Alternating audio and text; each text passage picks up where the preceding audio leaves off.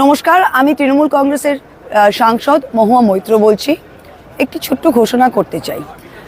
গতকাল আপনারা দেখেছেন মাননীয় মুখ্যমন্ত্রী, ভারতবর্ষের প্রথম মুখ্যমন্ত্রী যিনি সুপ্রিম কোর্টে নিজে দাঁড়িয়ে বাংলার মানুষের হয়ে এসআইআর কেসটা লড়ছেন। সেখানে সুপ্রিম কোর্ট পর্যবেক্ষণও দিয়েছে যে এমও, যেটা মাইক্রো অবজারভার, সেটাকে নিয়ে সুপ্রিম কোর্ট আবার ভাবছে এবং এটা সম্পূর্ণভাবে অবৈধ। তাদের কোনো স্ট্যাচুটরি ব্যাকিং নেই। তারা ইআরও এবং এইআরওদের ওপরে বসে কোনোভাবেই তাদের কাজ চেকিং করতে পারে না। আমি সকল এমও, এই মাইক্রো অবজারভারদের উদ্দেশ্যে বলতে চাই যে আপনাদের বলা হয়েছে 2800 টাকা দেওয়া হবে 10 দিনে, আপনারা কম্পিউটার ভাড়া করে নিজেরা কাজ করুন।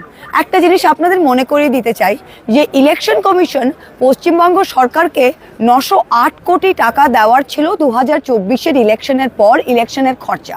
আজ অবধি 1 পয়সা দেয়নি। আমরা রোল প্রিন্টিং যেগুলো করালাম সেগুলোর টাকা ইলেকশন কমিশন আমাদের দেওয়ার কথা এখন অবধি দেয়নি।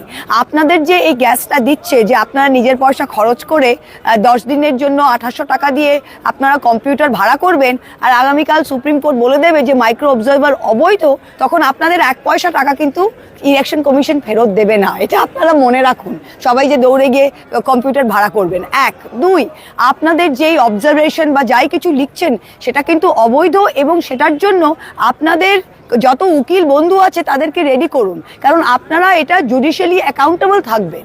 যে কিছু লিখছেন আপনি, যে কোনো অবজারভেশন লিখছেন আপনি একটা এইআরওর ওপরে, you will be held judicially accountable.